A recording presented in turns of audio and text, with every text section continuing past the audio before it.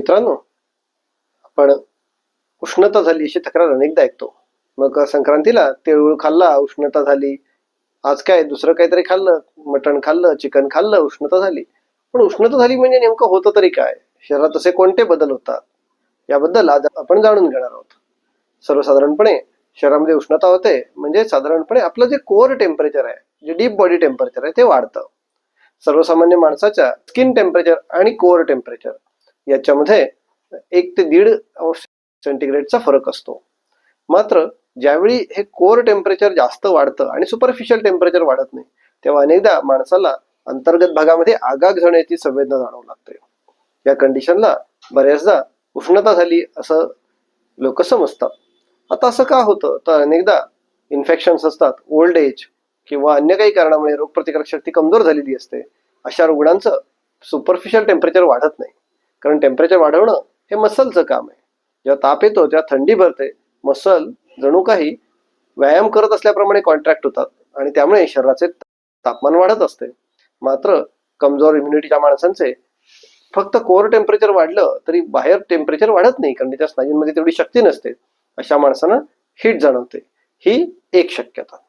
दुसरी शक्यता, हातापायाला जळजळ होते, आग होते. याला बरेच रुग्ण हीट झाली असं म्हणतात.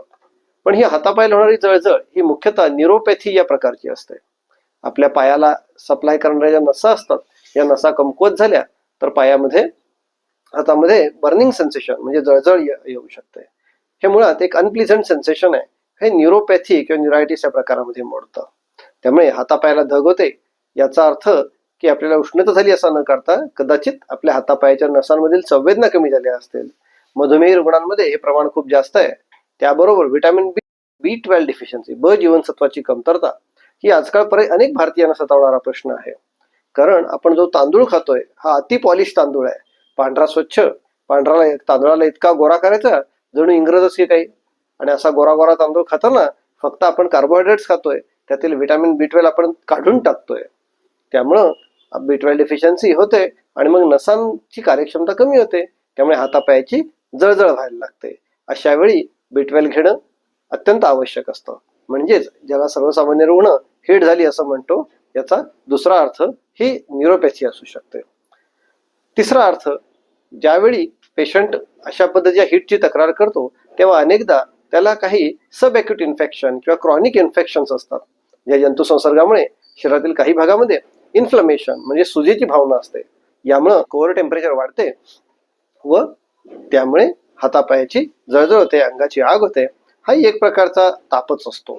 यावेळी अशी इन्फेक्शन ओळखण्यासाठी CBC केलं जातं, CRPC रिॲक्टिव्ह प्रोटीन बघितलं जातं, ESR पाहिला जातो.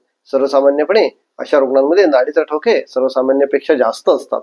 यामुळे जे लोक हीटची तक्रार करतात हे कदाचित शरीराच्या कुठल्या तरी भागामध्ये सौम्य असा जंतुसंसर्ग असू शकतो. बऱ्याचदा हा जंतुसंसर्ग युरिनरी ट्रॅक इन्फेक्शन मध्ये असतो. लघवीमध्ये जर इन्फेक्शन झालं तर लघवीचा pH बदलतो, त्यामुळे लघवीची जळजळ होते.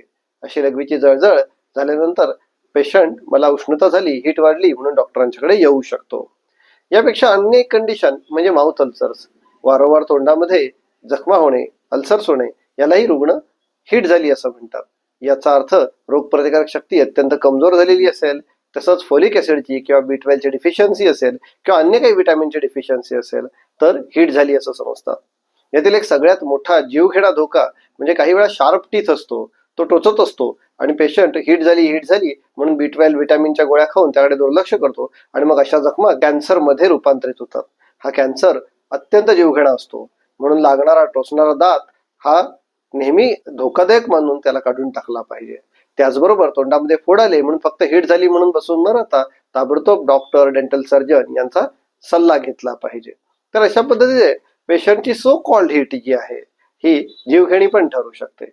मग याबद्दल अधिक जाणून घ्यायचं असेल तर आमच्या माधव क्लिनिकमध्ये आम्ही प्रत्येक रुग्णाची लघवीची तपासणी करतो, ती अगदी मोफत. लघवीमधील इन्फेक्शन आणि बऱ्याचदा रक्तातील साखर वाढते, त्या लघवीतील साखर वाढते, ही साखर पकडली जाते. असे जे रुग्ण मधुमेही असतात त्यांना माहीतही नसतं, ते आमच्याकडे आल्यानंतर त्यांच्या साखरेचे निदान होते आणि आमच्या उपचारांनी ते चांगले जीवन जगू शकतात. त्याचबरोबर न्यूरोपॅथी यासाठी आम्ही माधव क्लिनिकमध्ये पायोथेस्मोमीटर म्हणून पायाची तपासणी करतो. यामध्ये पायामधील संवेदनांची तपासणी केली जाते व होमिओपॅथिक औषधांच्या सहाय्याने हे पायातील टिंगलिंग, नमनेस, बर्निंग अशा तऱ्हेच्या सगळ्या वेदनांचा आपण उपचार करत असतो. त्याचबरोबर शरीरामध्ये कुठे इन्फेक्शन असेल तर ते शोधून काढण्यासाठी आपण साधारणपणे नाडीचे ठोके बघतो, हँड ग्रीप बघतो, पेशंटची तपासणी करतो, योग्य प्रकारे हिस्ट्री घेतो आणि त्याचे निदान करतो. त्याचबरोबर आम्ही वापरत असलेल्या यूज अँड थ्रोच्या टंग डिप्रेसरमुळे आम्ही प्रत्येक रुग्णाचे दातांची तपासणी करतो. तोंडामध्ये टोचणारा दात आम्ही शोधून काढतो आणि अशा केसेस आम्ही डेंटल सर्जनकडे लगेच रेफर करून टाकतो, जेणेकरून भविष्यात येणारा कॅन्सर सुद्धा टाळता येऊ शकतो. म्हणजे आपल्याला जर अशी एखादी हिटची समस्या असेल, याला मी सो कॉल्ड हिटची किंवा सो कॉल्ड उष्णतेची समस्या म्हणेन, तर हातावर हात धरून बसू नका, आमच्याकडे या, आपल्याकडे तपासण्या करा. B12 डिफिशियन्सी असेल तर ती आपण करेक्ट करूया. जे काही रोग असतील त्यांचं आपण निदान करू, त्यांचे उपचार करू आणि एक सुखी, आनंदमयी, निरामय जीवन जगा. सर्वांना मकर संक्रांतीच्या खूप खूप शुभेच्छा. धन्यवाद.